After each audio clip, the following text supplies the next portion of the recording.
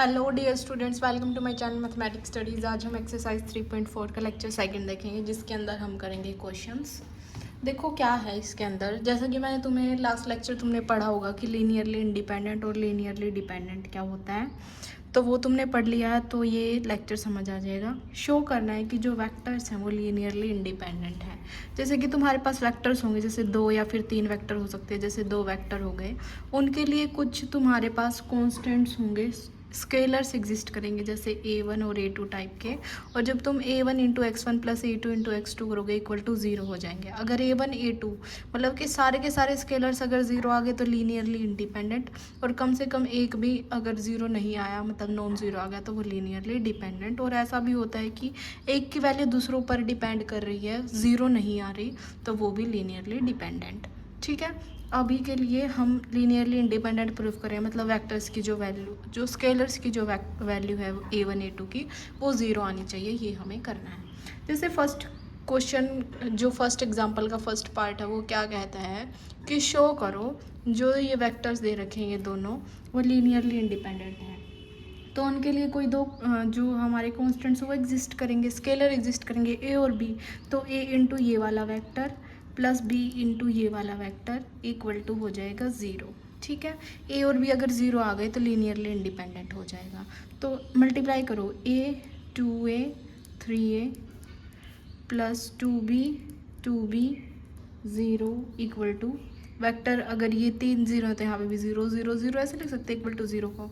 तो इनको लिख दो A प्लस 2B, फर्स्ट को फर्स्ट में ऐड कर दो, 2A प्लस 2B और 3A प्लस 0 इक्वल टू 0 0 0।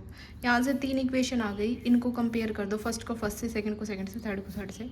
तो A प्लस 2B 0 हो गया, 2A प्लस 2B 0 हो गया, और 3A प्लस 0 इक्वल टू 0 हो गया। यहाँ से 3A की वैल्यू 0 तो A 0, A को इसमें 0 पुट करता हूँ, 0 प्लस 2B इक्वल टू 0, तो 2B इक्वल टू 0, तो B 0।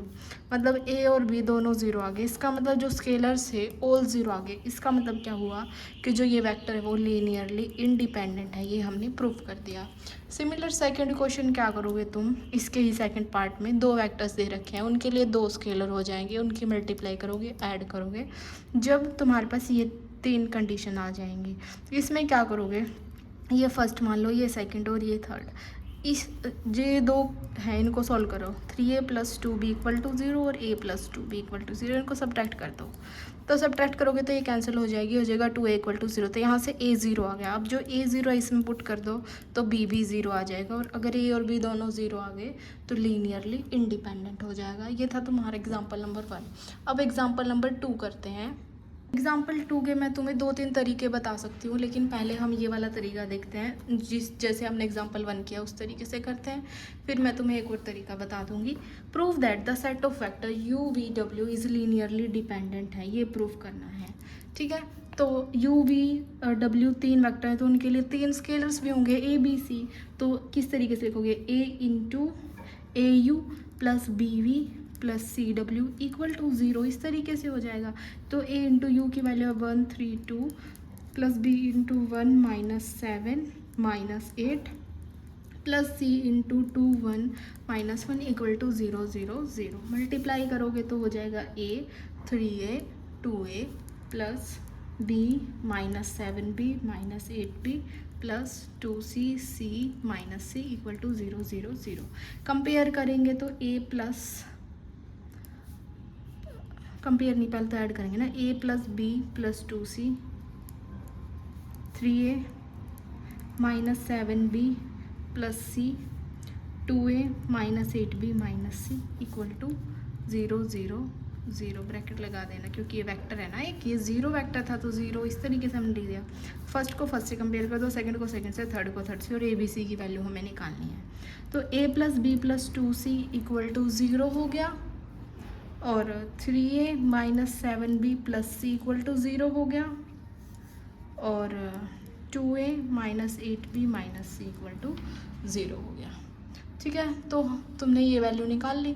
अब तुम्हें क्या करना है, यहाँ से तुम्हें वैल्यू निकालनी है A B और C की, क्योंकि तुम्हें पता है कि लीनियरली डिपेंडेंट आएंगे तो 0 तो आएंगे नहीं, तो मतलब 2 की वैल्यू 1 की फॉर्म में आ जाएगी। तो देखो कैसे करोगे तुम, यहाँ से जैसे ये और ये इक्वेशन इनको सॉल्व कर लो। तो अगर इन दोनों को सॉल्व करोगे तुम तो 3a minus 7b plus C equal to 0, 2a minus 8b minus C equal to 0, C तो कैंसिल हो गया, ये हो गया 5a minus 15b equal to 0, तो 5a equal to 15b, a की वैल्यू आ गई 5 3 जा 3b, तो a की वैल्यू 3b आ गई है।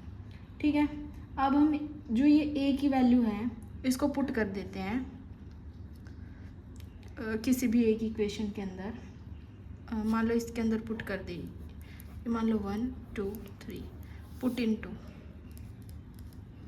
तो a की वैल्यू पुट करो तो 3 into 3b minus 7b plus C equal to 0, 9b minus 7b plus C equal to 0, minus 2b plus C equal to 0, C की वैल्यू आ गई 2b। a की वैल्यू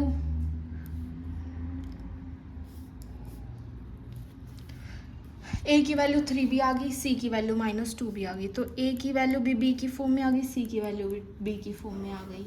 ठीक है, अब a और c की वैल्यू किसी में एक में पुट कर लो, तो फर्स्ट में पुट कर लेते हैं, मान लो तो ये तो a ही है, a की value 3b plus b plus 2, c की value minus plus 2 into minus 2b, अब 4b minus 4b equal to 0, मतलब हो रहा है ये, अब मतलब कि ये सारी की सारी कंडीशन जो हमने इनसे निकाले इसमें भी सेटिस्फाई हो रही, मतलब a और c की वैल्यू हम b की फॉर्म में निकाल रहे हैं और इनमें से कोई भी वैल्यू 0 नहीं है फिलहाल। अगर सारी की सारी अगर b की वैल्यू नॉन ज़ीरो है तो a और c भी नॉन ज़ीरो हो जाएगा। बोलोगे हाँ, तो इसका मतलब क्या हुआ, इसका मतलब ये हुआ कि ये नॉट ऑल ज़ीरो हो गए, जो ये वैल्यू है वो नॉट ऑल ज़ीरो हो गई, जो a b और c है वो नॉट ऑल ज़ीरो हो गई। और नॉट ऑल ज़ीरो का मतलब क्या होता है, लीनियरली डिपेंडेंट। क्यों? क्योंकि b की अलग अलग वैल्यू तुम रखोगे तो a अलग अलग a और c की वैल्यू आ जाएंगी जो कि नॉन ज़ीरो होंगी, इसका मतलब नॉन ज़ीरो होते ही वो क्या आ जाती है, लीनियरली डिपेंडेंट।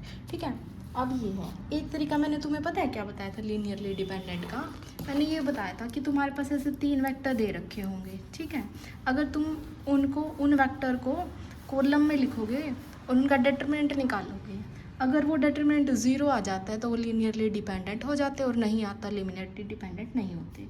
अब जो ये वैल्यू है वेक्टर्स की, वो दे रखी है 1 3 2 1 माइनस 7 माइनस 8, 1 3 2 1 माइनस 7 माइनस 8, और एक थर्ड दे रखा है 2 1 माइनस 1, 2 1 माइनस 1। अब इसको कॉलम में लिख दो 1 3 2, इसको कॉलम में लिख दो 1 minus 7 minus 8, 2 1 minus 1, plus minus plus, इसका डिटरमिनेंट निकालो 1 into 7 minus minus minus plus 8 minus 1 minus 3 minus 2 plus 2 24 minus 20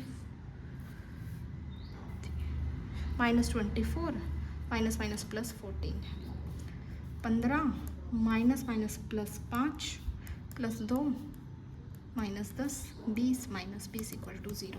अगर डिटरमिनेंट 0 आ जाता है तो क्या हो जाते हैं, क्या हो जाते हैं, ये हो जाते हैं लीनियरली डिपेंडेंट। यही प्रूफ करना था, तो ऐसे भी कर सकते हो, पिछले तरीके से भी कर सकते हो। ठीक है, तो ये था तुम्हारा एग्जाम्पल नंबर 2। अब नेक्स्ट एग्जाम्पल देखते हैं। देखो क्या एग्जाम्पल 3 की जो ये लीनियरली इंडिपेंडेंट है, वैसे मैंने फर्स्ट क्वेश्चन करा दिया है, फिर भी मैं करा देती हूँ। जैसे a into 1 2 0 plus b into 0 3 1 plus c into minus 1 1 0 equal to 0 है, तो a 2a और 0 plus 0 3b plus comma b plus minus c 0 equal to 0 0 0। तो कॉम्बिनेशन बना दो, क्या हो जाएगा, a प्लस बी तो 0, यहाँ पे a माइनस सी हो जाएगा, यहाँ पे 2a plus 3b plus c, यहाँ पे हो जाएगा ओनली b इक्वल टू 0 0 और 0। -1 0 1 है क्वेश्चन में, -1 0 1, शुक्र अभी देख लिया, माइनस c 0 c ये होगा। तो यहाँ पे जब ऐड करोगे तो तुम b, अरे यार a minus C 2a plus 3b ये हो जाएगा, और यहाँ पे हो जाएगा b प्लस सी। ठीक है, अब कंपेयर करो, a माइनस सी 0 हो गया, यहाँ से 2a प्लस 3b 0 हो गया, यहाँ से b प्लस c 0 हो गया। ठीक है, यहाँ से वैल्यू आ गई तुम्हारे पास a इक्वल टू सी, यहाँ से वैल्यू आ गई b इक्वल टू माइनस सी। ठीक है, a और b की वैल्यू आ गई। a और b की वैल्यू अगर तुम्हारे पास आ गई तो तुम क्या कर सकते हो c की फॉर्म में। देखो इसको सोल्व करना पड़ेगा। जैसे एक इक्वेशन तो तुम्हारे पास ये है 2a प्लस 3b, एक और a और b की फॉर्म में बनाना चाहो तो तुम क्या कर सकते हो, माइनस सी की जगह b कर सकते हो यहाँ पे, तो a plus B equal to 0 आ गया यहाँ से। ठीक है, और 2 के साथ मल्टीप्लाई कर दो इक्वेशन की, तो ये होगी माइनस माइनस माइनस, तो ये हो गया 3b माइनस बी क्या हो गया b इक्वल टू यहाँ पे 0, तो b की वैल्यू 0 आ गया। अगर b 0 आ गया तो c 0 आ गया, c 0 आ गया तो a 0 आ गया। इसका मतलब a equal to 0, b equal to 0, c equal to 0। अगर सारे स्केलर 0 आ गए तो लीनियरली इंडिपेंडेंट। ये एग्जाम्पल 3 है। जो एग्जाम्पल 4 है वैसा सेम क्या है एग्जाम्पल, जैसे मैंने ये कराया है एग्जाम्पल 2। अगर तुम एग्जाम्पल 4 चाहो या तो ऐसे तरीके से कर लो बड़े तरीके से, या फिर तुम क्या चाहो कि उसका डिटरमिनेंट निकाल लो। 3 तुम्हें दे रखे हैं, कॉलम में लिख दो उनको ऐसे, और फिर जब तुम उनका डिटरमिनेंट निकालोगे वो 0 आ जाएगा, तो वो क्या आ जाएंगे, लीनियरली डिपेंडेंट।